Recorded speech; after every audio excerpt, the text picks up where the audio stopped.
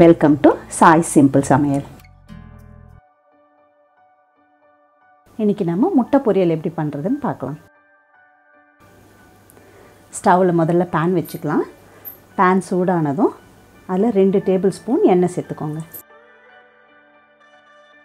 எண்ணெய் சூடானதும் 1 ஸ்பூன் கடுகு சேர்த்துக்கோங்க.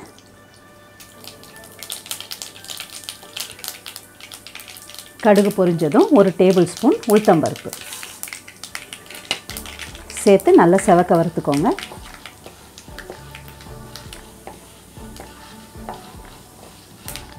உளுத்தம்பருப்பு செவந்ததும் 2 பச்சை மிளகாய் பொடியாக நறுக்கி வச்சுருக்கேன், அதை சேர்த்துக்கலாம்.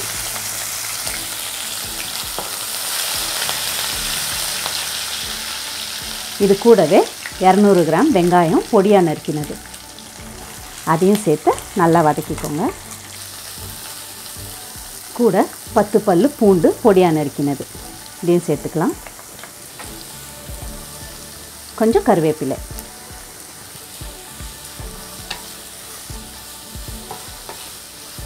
எல்லாத்தையும் சேர்த்து வெங்காயம் பொன்னிறம் ஆகிற வரைக்கும் நல்லா வதக்கி எடுத்துக்கலாம்.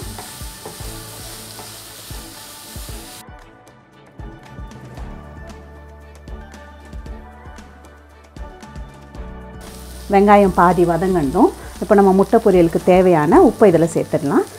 நான் இன்றைக்கி பொரியல் செய்கிறதுக்காக 5 முட்டை எடுத்திருக்கேன். அதுக்கு தேவையான அளவு உப்பு சேர்த்துடலாம்.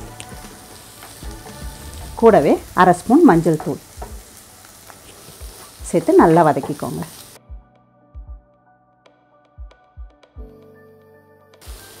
பாருங்கள், வெங்காயம் நல்லா வதங்கிடுச்சு. இந்த ஸ்டேஜில் நம்ம உடச்சி வச்சுருக்க 5 முட்டையும் இதில் சேர்த்துடலாம்.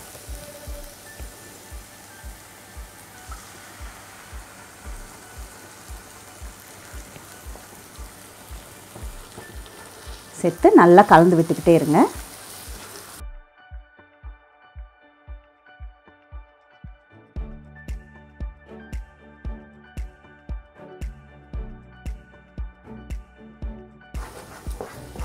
ஹை ஃப்ளேமில் வச்சு கைவிடாமல் கலந்துக்கிட்டே இருங்க. அப்போ தான் நல்லா ஈவனாக மிக்ஸ் ஆகும்.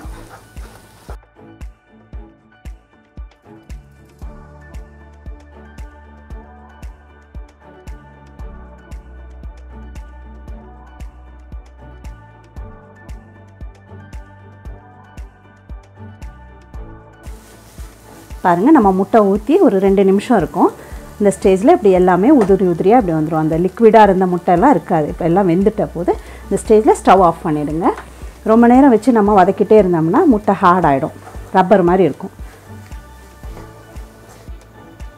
சுவையான முட்டை பொரியல் சூப்பராக தயாராகிடுச்சு. முட்டை பொரியல் சுவையாக அமையிறதுக்கு நம்ம என்றைக்குமே வெங்காயம் கொஞ்சம் தாராளமாக சேர்த்துக்கிட்டால் சூப்பராக இருக்கும். ட்ரை பண்ணி பாருங்கள். இந்த வீடியோ பிடிச்சிருந்தா லைக் பண்ணுங்கள், ஷேர் பண்ணுங்கள், சப்ஸ்கிரைப் பண்ணுங்கள். சிம்பிளாக சமைங்க, சுவையாக சாப்பிடுங்க.